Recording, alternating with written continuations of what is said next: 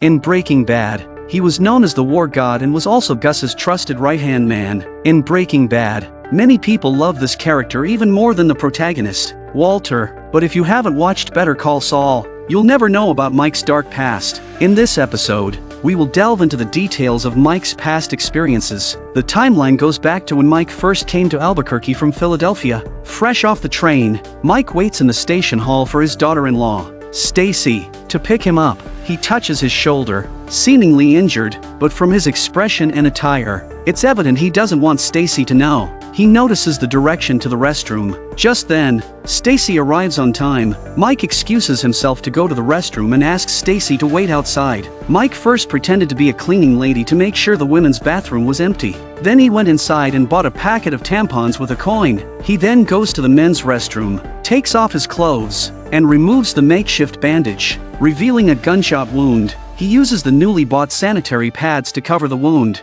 then gets dressed and prepares to start his new life. Mike arrives at Stacy's house and plays with his granddaughter for a while before he and Stacy get to the inevitable topic of conversation. That would be Mike's son Matt. Matt, who always saw his father as a role model, was upright and incorruptible. As an adult, he became a good cop. However, the good times didn't last long and Matt was tragically murdered about 6 months ago. It's hard to describe the pain of losing a loved one. Stacy also lost the husband she deeply loved, and poor Kaylee lost her father's companionship. All three of them were trying to adjust to the loss of a loved one, but Stacy had a knot in her heart that she couldn't get out of. It was the time before Matt's murder that he changed his temperament, and Stacy thought that Mike would have noticed. One night, she overheard Matt making a phone call outside, angrily, which was unusual for her typically easygoing and optimistic husband. Stacy thought her husband was talking to Mike on the phone, but Mike denied it and acted calmly. Mike tries to comfort Stacy, urging her to move on from the grief of losing her husband, as she still has Kaylee to care for. While comforting Stacy, Mike is also persuading himself. Without the answers they were looking for, they lost the conversation. Stacy says she needs to cook dinner and put the child to bed, and Mike gets up, ready to leave. As he leaves, Mike mentions he'd be happy to help look after his granddaughter if needed. In an unfamiliar city, Mike hails a taxi. Noticing his wound has started bleeding again, he asks the driver to take him to a private veterinary clinic for treatment, since they don't have medication for humans. Dr. Caldera suggests Mike buy some anti-inflammatory drugs at a pharmacy. Learning that Mike is new to the area, Caldera kindly offers him some job opportunities. Knowing that Caldera's jobs are likely illicit, Mike tactfully declines. This lays the groundwork for later episodes where Mike will seek Caldera's help for work again. With a transition of a silhouette, Mike leads the Philadelphia police into the local police station's interrogation room. Picking up from the last episode's cliffhanger, Sanders, an old colleague from Philadelphia, asks Mike to help with a murder investigation in private, but Mike refuses to cooperate and insists on going through the proper process. No matter how a bossy inquires, Mike responds like a broken record, repeating the same sentence. Lawyer. You're not under arrest. Okay, did anybody here say arrest? No. You want to walk, walk. But I gotta say, Lawyer. Out of options, Abbasi reluctantly agrees to Mike's request and asks which lawyer he would like to call. Mike hands over the business card Jimmy gave him the previous night. The scene shifts to Jimmy entering in a white suit, holding a cup of coffee. Upon arriving in the interrogation room, Jimmy starts teasing Mike. So what happened? The mayor didn't give you enough stickers? Then, Jimmy hands Mike the coffee he ordered, telling him not to waste it, as he will charge an extra hour of service fees. Mike tells Jimmy that the coffee is on him, briefly describes the situation to Jimmy, and asks him to accidentally spill the coffee on a young policeman taking notes after their conversation ends, leaving the rest to him. Jimmy thinks this is asking him to assault an officer, and he refuses Mike's request. However, Mike, a former cop, knows that this does not count as assault and reminds Jimmy of the time he helped find the missing Kettleman couple. The clever Jimmy guesses that Mike's goal is to take the police's notes. Jimmy says he's a law-abiding lawyer and won't violate his professional ethics to repay him. It seems Mike's plan is about to fall through. Philadelphia police begin taking Mike's statement. They are investigating the case of 2 Philadelphia police officers who were murdered, and these officers were Matt's colleagues. About 9 months ago, the 3 of them were ambushed while on a mission, and tragically, Matt was killed. Hearing this, Jimmy deeply sympathizes with Mike's plight of losing his son.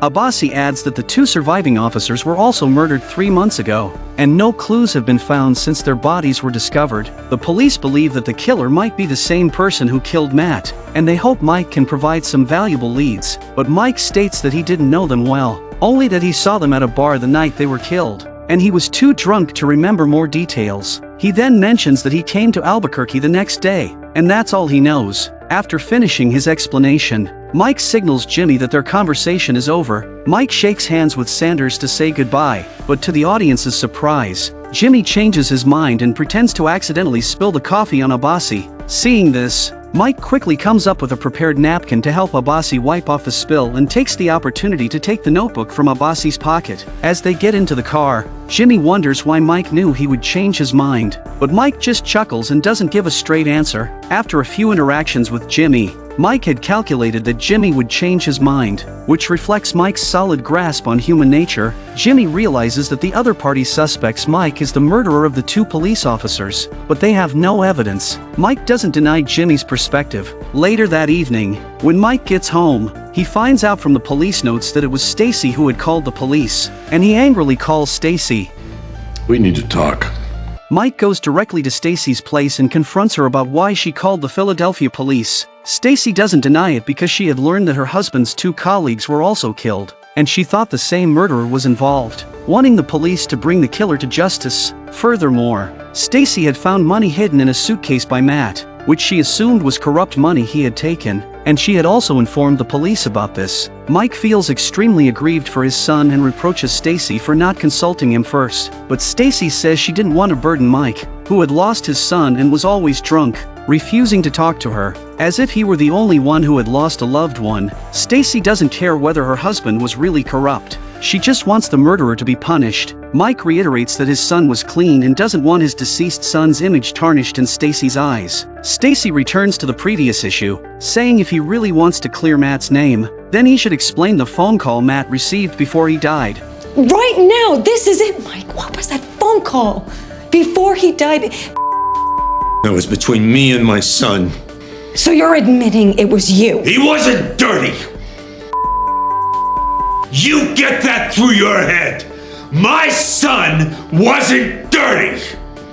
This is the first time Mike loses his temper with Stacy, and he walks out of the house, with another transition of a silhouette. The timeline goes back to 3 months ago, the night before Mike came to Albuquerque. Mike approaches a police car, then ties a knot in a rope, threads the rope through the car door, and loops the knot over the door lock. With a gentle pull, Mike tightens the knot around the lock. Now, a light tug is all it takes for Mike to easily open the police car door. He looks around to ensure no one is watching, then begins to tamper with the police car. Mike then went to the pub to drink, and when he was drunk he saw 2 of his son's former co-workers. Intuition tells Mike that it was these 2 who killed his son. Then, Mike approaches the 2, deliberately revealing that he knows they did it. The 2 pretend not to understand what Mike is saying. After all, this is a public place, and though Mike acts drunk, his mind is very clear. Mike continued drinking until the bar closed before he was willing to leave. He and the bar owner were old acquaintances, and the owner wanted to find a car to take him home,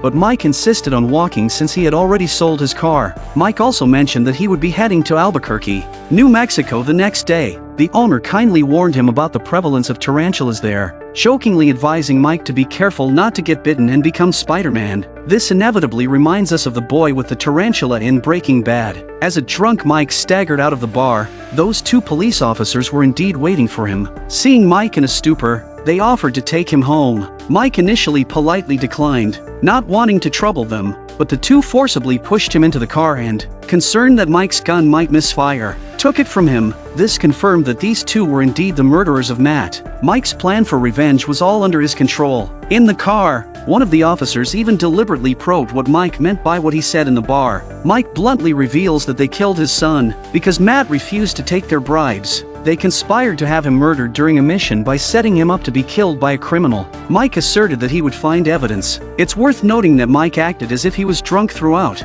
appearing utterly defenseless. This caused the 2 officers to completely let down their guard. They exchanged glances. Having silently agreed on their next move, they arrived at a secluded place, intending to deal with the sleeping Mike. Mike pulled out the handgun he had previously hidden in the car. Then, they dragged him out. Now you wait there 1 second.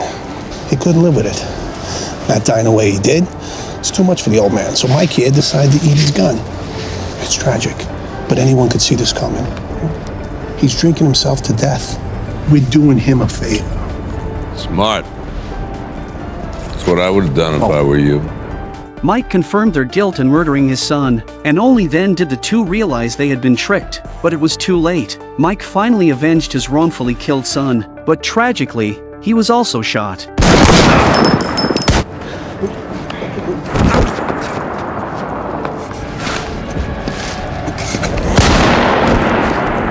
This was why Mike had to treat his wound in the restroom as soon as he arrived in Albuquerque the next day. Mike's figure gradually disappeared into the night. What follows is one of the most moving dialogues in the entire series, as well as a profound satire on the ugly realities of society. You let some things slide, you look the other way. You bust a drug dealer that has more cash than you'll ever earn in a lifetime. You took a taste, so did everyone else. That's how you knew you were safe. Matt wasn't dirty. I was. Everyone was in that precinct. That's how it worked. You turn in your buddy, you're screwing yourself. You go along to get along. But you said Matt didn't. No. Not Matt. Fensky got to Hoffman early. Kickbacks from some gang or another. Protection, basically. And Hoffman went to Matty and offered to cut him in. Only fair, right? They were partners. And Matt did what you'd think. I told him... You know what a cop fears most? Prison. I told him I did it too. That I was like Hoffman, getting by. And that's what you heard that night. Me talking him down, him kicking and screaming until the fight went out of him. He put me up on a pedestal. Broke my boy. He went to Hoffman, he took the money, but he hesitated.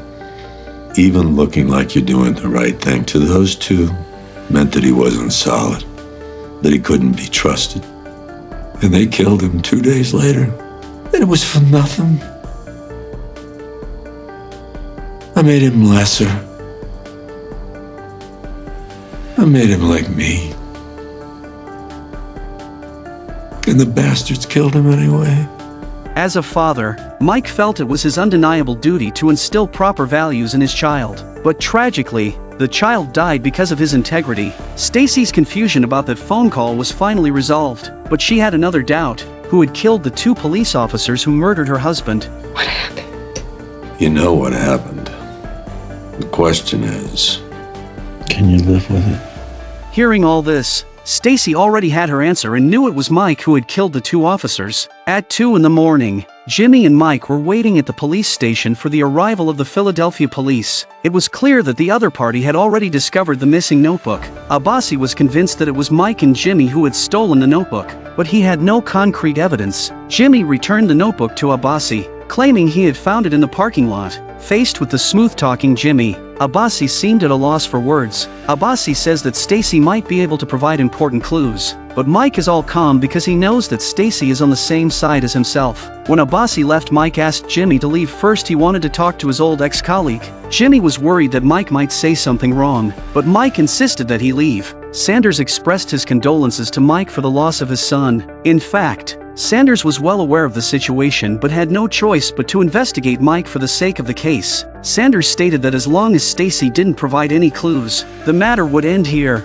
Sanders also believed that the two corrupt cops deserved to die. This could be a good thing, bringing new blood into the police department, and he highly regarded Mike's son. After saying this, Sanders got up and left. When Mike came out of the station, Jimmy asked him to recount every detail of their conversation, fearing that Mike might have said something that could affect him. However, the usually quiet Mike was reluctant to explain and assured Jimmy that he was safe, saying the lawyer's services were no longer needed. After that, Mike told Jimmy to send him the bill and then drove away. At this point, the relationship between Mike and Stacy had also eased. Early the next morning, Jimmy, as usual, came to deliver supplies to Chuck. the director gives a foreground shot of a worm breaking out of its cocoon, which is a hint of Chuck's next behavior. But when Jimmy arrived at his brother's house, he didn't see him. To Jimmy's surprise, Chuck, who had always been afraid of electromagnetic radiation, was out in the sunlight, gritting his teeth and enduring it for 2 minutes before rushing back inside. Jimmy was very surprised by Chuck's behavior.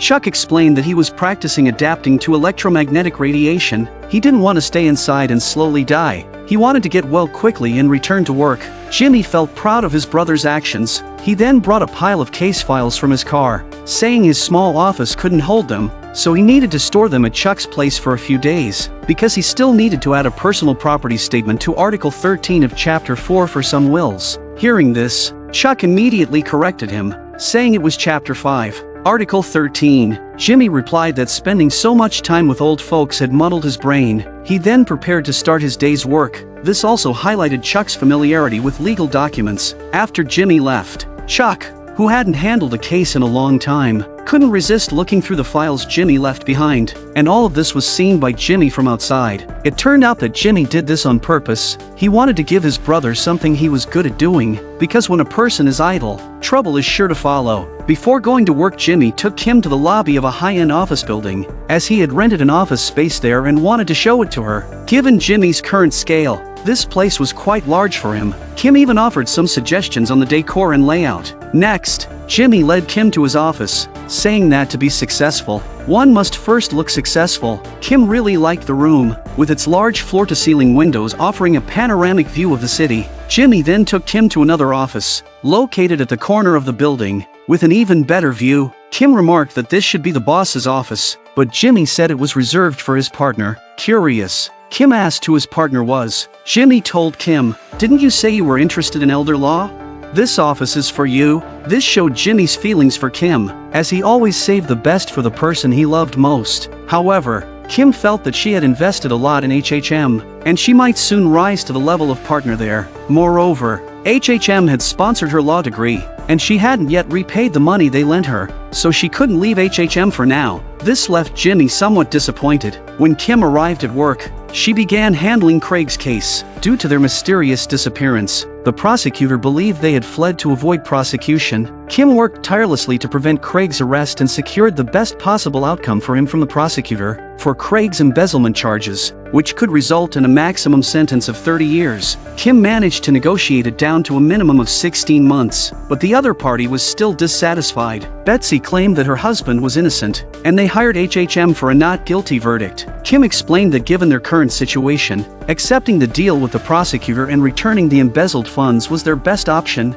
Hearing about repaying the money, Betsy became more agitated. Refusing to acknowledge the crime, she argued that with so many real criminals out there, it was unjust to target her innocent husband. Kim knew that admitting guilt was hard for them, but it was indeed their best choice. If they didn't agree and went to trial, they would not only lose but Craig could face decades in prison. Yet, Betsy remained unrepentant and decided to fire Kim. Howard, the boss, tried hard to retain the client but ultimately failed, resulting in Kim facing punishment from the firm. Meanwhile, Jimmy was at the nursing home playing games with the elderly, who were all having a great time. Even on the game cards, Jimmy didn't forget to plaster his advertisements. Jimmy was undoubtedly a marketing genius. Soon, the game's winner was announced. Oh, we have a winner! The familiar sound of the bell reminded us of Hector from Breaking Bad, as this nursing home was where he stayed after becoming paralyzed. Just as the prize was about to be awarded, Jimmy suddenly received a call from the Kettleman couple. He never expected them to seek him as their lawyer. Jimmy knew that the Kettlemans were Kim's clients, and he now specialized in elder law. Plus, knowing that they were likely to lose this case, Jimmy didn't want to take it. In an effort to persuade him, the Kettlemans showered Jimmy with compliments, but Jimmy remained unmoved. Seeing the negotiation failing, Betsy mentioned that she had already paid Jimmy a retainer. Hearing this, Jimmy quickly excused himself to the restroom to call Kim for information. After learning the details, Jimmy advised them to return to HHM, apologize to Kim, and accept the best deal she had negotiated for them. Seeing Jimmy refuse, Betsy reluctantly said that if they were prosecuted, Jimmy would also have to return the retainer since they were now in the same boat. Hearing this, Jimmy had no choice but to go to HHM and take over their case. Before leaving, he encountered a dejected Kim, who had been demoted by her boss for losing the client. Jimmy explained that he had tried to persuade the clients, but they insisted on having him handle the case. Kim, knowing Jimmy's abilities, told him that he couldn't win this case because these two bizarre clients were so unprofessional that they didn't even destroy evidence properly and kept deceiving themselves. That night, Jimmy pored over their case files, trying to find a breakthrough,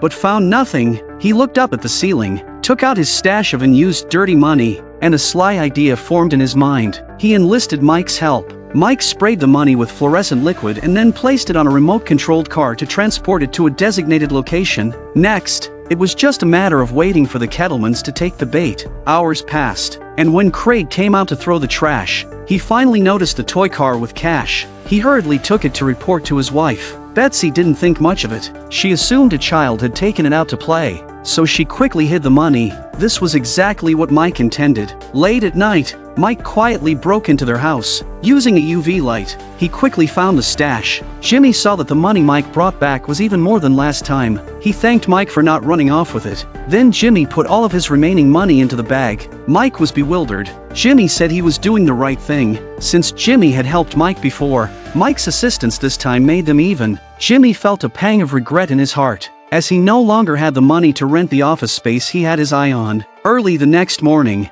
Jimmy went straight to Craig's house. They thought Jimmy had changed his mind and was going to help them with a not guilty defense. But to their surprise, Jimmy was there to discuss a deal. Before negotiating, Jimmy suggested they check their stash of embezzled money. Up until that moment, they still insisted there was no such thing. Jimmy, exasperated, had to remind them of the hiding place. When Betsy heard this, she couldn't sit still. She rushed upstairs to check and found that the money was gone. She demanded to know where the money was. Jimmy claimed it was already on its way to the prosecutor's desk. Betsy accused Jimmy of being a thief and threatened to call the police on him. Jimmy advised Betsy to come to her senses. Criminals don't have the power to make the police arrest people. He told her to return to HHM, apologize to Kim, and accept the best deal Kim had secured for them. Betsy threatened to expose Jimmy's acceptance of a bribe, but Jimmy had already thought of a countermeasure. Jimmy said if he was in danger, Betsy would be too. Originally, only Craig would go to jail, but if Betsy exposed Jimmy, all three of them would end up in prison. Hearing this, Craig was instantly shaken, considering they had 2 kids to take care of. He urged his wife to accept Jimmy's offer. Jimmy took them back to HHM and handed them over to Kim, ensuring that she would no longer face punishment from the firm. Afterward, Jimmy went to the office space he had planned to rent, because he had returned the bribe money, and with Kim not accepting his invitation, the despondent Jimmy couldn't help but break down.